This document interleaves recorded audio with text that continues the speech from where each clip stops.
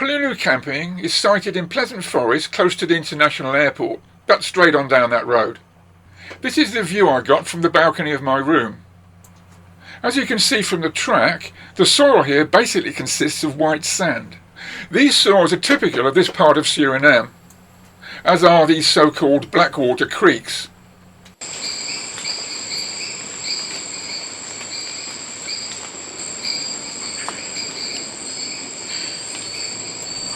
White sand soils are famously deficient in nutrients.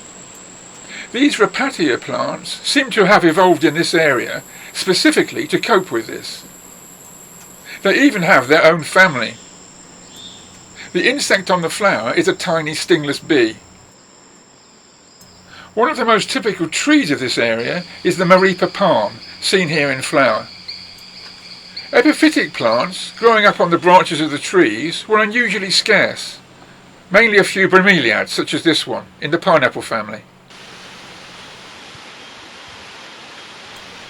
By far the most conspicuous mammal at Palulu was the squirrel monkey, seen here on the broad shiny leaves of a traveller's palm.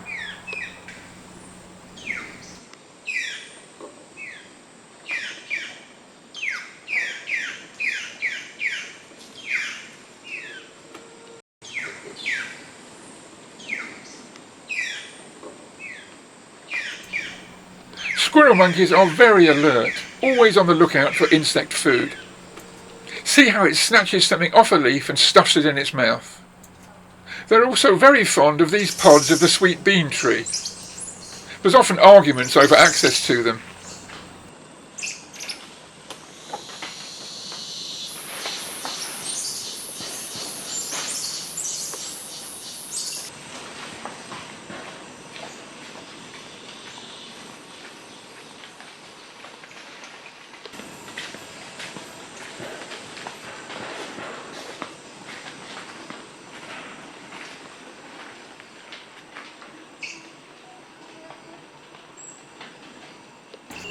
The squirrel monkeys at Palulu occur in large conspicuous groups of 80 or more members. I used to see them just about every day. They were really easy to film. By contrast, the white-faced saki occurred as a single male, seen here, with his wives and offspring.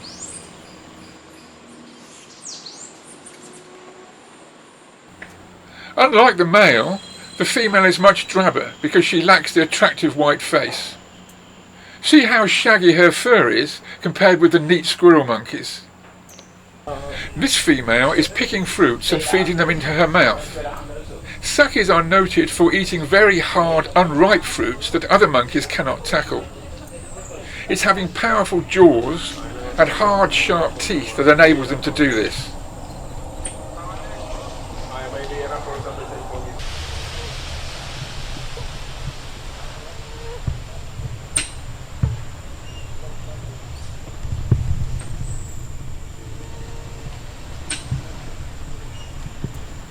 The only other mammal I saw at Palulu was this three-toed sloth. Its toilet habits involved descending this same tree every 3 or 4 days down to the ground. I never saw it going down, but managed to film it once going back up. Incidentally, monkeys just relieve themselves wherever they happen to be. The forest at Palulu was full of birds, but I'm not a bird watcher and I found them difficult to see. One day though I got really lucky. I spotted this male great tinamou skulking around on the forest floor right beside my cabin. He wasn't the least bit worried about me standing there in full view, just 5 meters away, with a camera on a large tripod. He just stalked around, packing up various food items from among the carpet of dead leaves.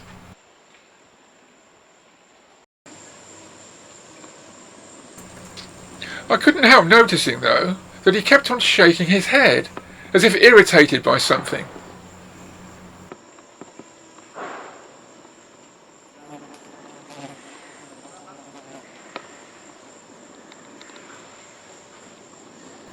Eventually I realised just what was irritating him. It was clouds of tiny insects hovering all around him. They seemed to be a species of very tiny mosquito. You can see them landing on his back, presumably to extract a blood meal. By far the most conspicuous bird at Palulu, both by sound and by sight, was the crested orapendula. They were very attracted to a single specimen of an African oil palm that had been planted on the campsite. Being very adaptable birds, they had come to realise that here were very tasty fruits available over a long period.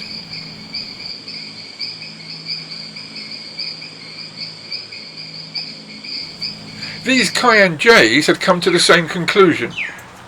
They too spent a considerable amount of time plundering the riches of the oil palm.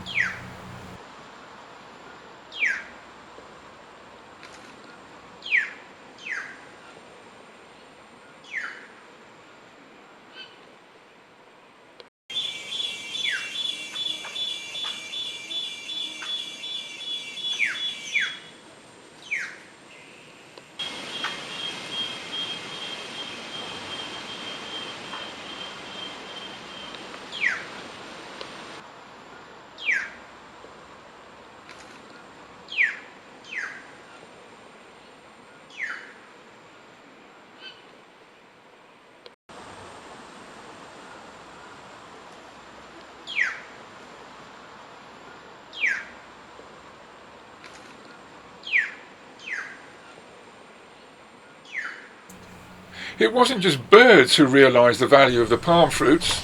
The squirrel monkeys also used to arrive to take their share.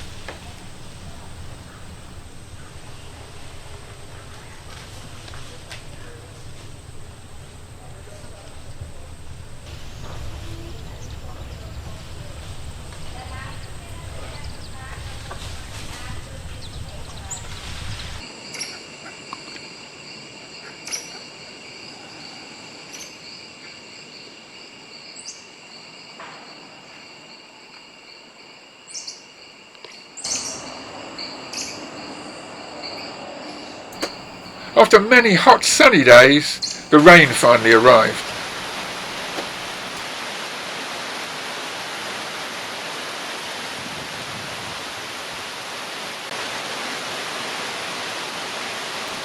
The local toads were quick to take advantage of the newly flooded areas.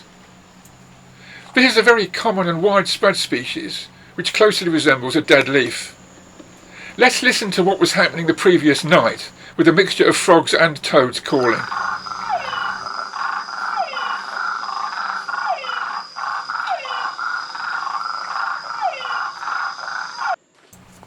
Within a few days of the rain, fungi had started to become conspicuous. Whenever I was filming in the forest, I would often see a big blue male morpho butterfly sailing past.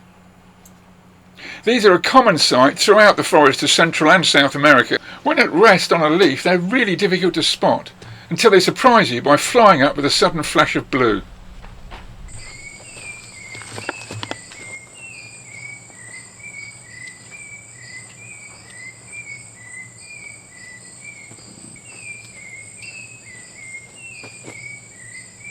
You can see blue morphos flying past just about anywhere in this piece of forest.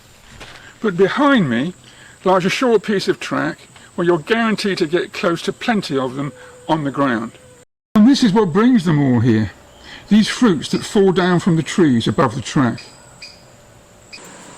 Throughout the day, on most days of the week in fact, you can see the males hopping and fluttering around on the ground. They're looking for the tastiest fruits on which to feed. The degree of ripeness is probably of vital importance. The more ripe the fruit, the more likely it is that it will be oozing some kind of liquid. This can then be sucked up through the butterfly's long, slender proboscis, which coils and uncoils as and when it's used. Surprisingly enough, the upper side of this butterfly's wings is not actually blue, by which I mean that there is no actual blue chemical pigment present. Instead, the intense blue coloration is generated by physical structures. As in all butterflies, the wings are covered in thousands of tiny scales. On the underside of the morpho's wings, these scales are covered in brown pigment. But the scales on the upper side are colourless. Instead, each scale bears a series of minute longitudinal grooves. These diffract and diffuse the light, creating a so-called interference phenomenon, whereby only blue light is reflected. Despite being so easy to see, morphos seldom seem to be attacked by birds, although presumably that's how this particular one lost such a large proportion of its wings.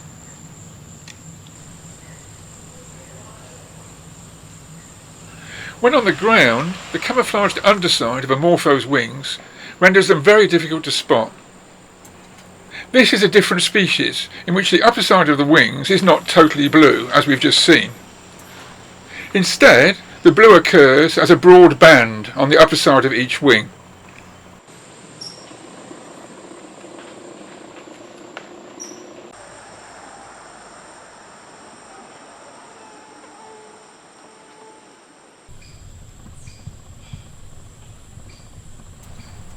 The genus Morpho contains some of the world's largest butterflies, with a wingspan of up to 200 millimeters. That's almost 8 inches.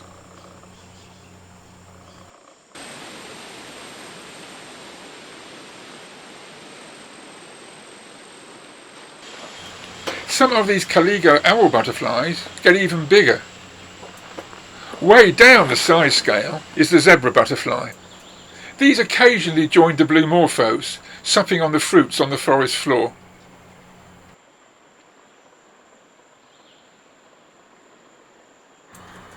The Sadelpha spent part of each morning basking on leaves directly in front of my cabin.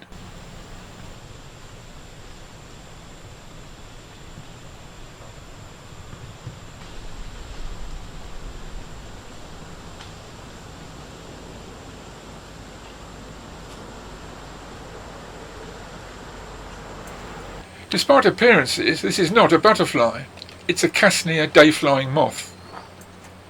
Every morning for more than a week, 2 of them spent an hour or so frantically chasing each other around at hectic speed.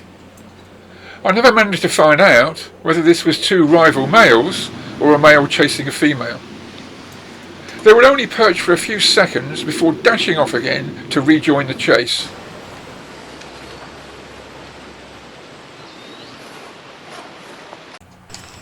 I failed to spot this large spectacular caterpillar until I brushed my bare arm against it and it stung me.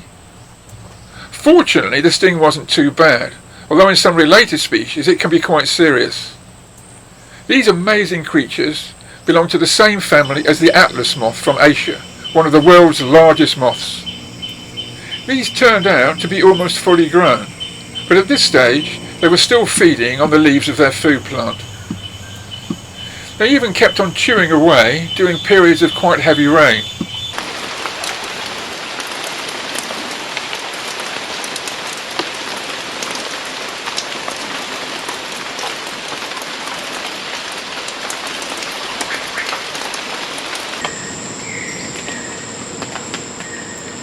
We discovered that if you blew on them, they would expand the spines around their rear end and expose a peculiar sort of black face. Presumably this is defensive, designed to frighten off a predator.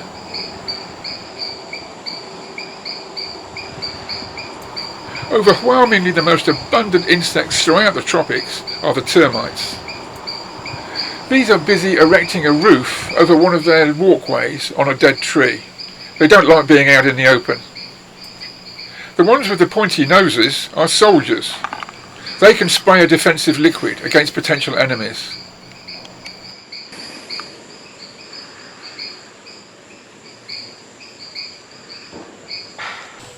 When I'm in the tropical rainforest, I spend a lot of time carefully searching tree trunks. That's because they're home to a wide variety of incredibly well camouflaged insects, such as this one, which I discovered here this morning. This is Acanthidis aquilina, a type of bush cricket, also known as katydids. This amazingly well camouflaged insect spends its entire life sitting on the trunk of a tree. This particular specimen is a partly grown nymph. The adults get much bigger. I spent quite a lot of time filming these small lizards right in front of my cabin. As well as basking in the sun, as seen here, they also devoted much of the day in a search for food. This one is repeatedly flicking out its tongue, licking up ants off the sand.